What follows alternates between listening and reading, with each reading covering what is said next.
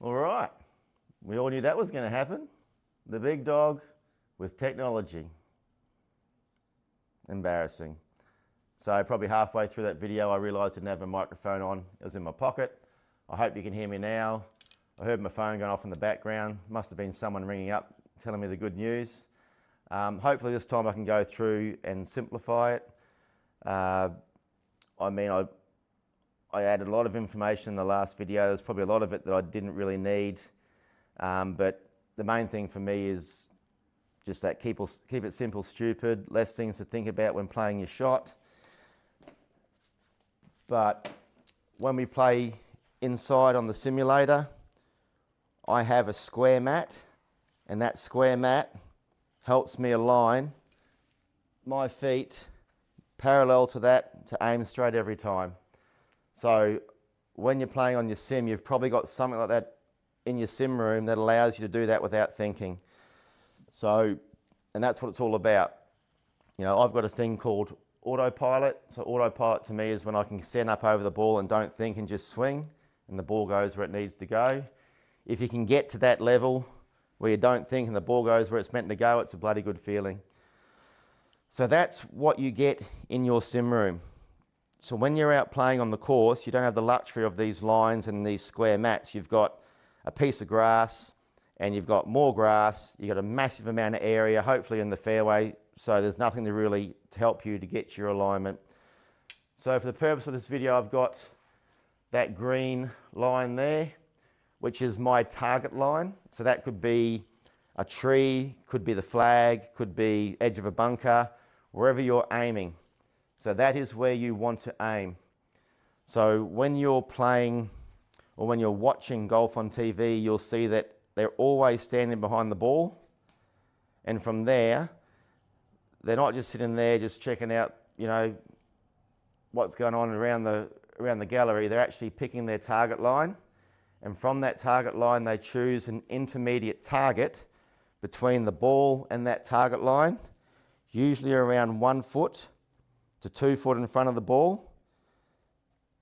And then that target line they have there is how they set it. So I'm going to put that there to give you an indication of how it works. So if I'm choosing a target line there, oh, well, we don't need a T because we've got that. And that hopefully is going towards that green piece of tape. So I use that imaginary line through that intermediate target to help me set my feet up parallel to that line. That's how I do it. That's all I do. So when you go behind the ball, you're picking your target. You've got that line that comes between your target all the way down to your ball, and you're choosing an intermediate target just in front. Now, to practice this, if you're out in the course, you can't do this in competition, but to give yourself a hang of what's going on, get a tee and maybe put a tee 2 foot, a foot in front of the ball, and just stick it right on the ground to give you an idea of what that intermediate target is and how it works. And then over time, you'll start to pick up a blade of grass, a bit of mud, edge of a divot, and so on.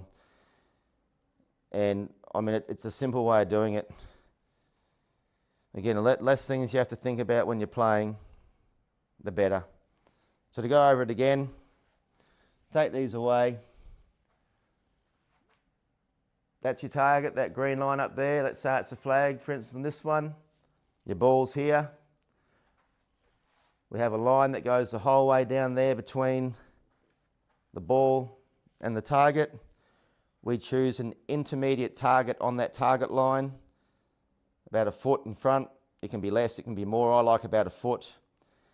And then I make an imaginary line so I can visualize that line. It only has to be for a metre, or let's say 3 foot or a yard. And then from that imaginary line that's there, I can then set up my feet to be parallel. And from there, I can set my hips, my shoulders, everything to where I need to go. But with alignment, the club face is one of the most important parts of it. So your club face needs to be perpendicular to that imaginary line going over your intermediate target towards your target. So if you don't know what perpendicular is, it's basically a T, 90-degree club face line. So I'm going to leave it there. Hope that helps. Hope you can hear me. We'll leave it in the discussion if you need to find any more about any more little tips and tricks that I do. But it's just one of those things. If you can take one of those thought processes away and give you less things to think about for each shot, you'll find it much easier to get to that autopilot scenario. Hope that helps, guys. Get into it. Enjoy your 4th of July, and I'll catch you up soon. See ya.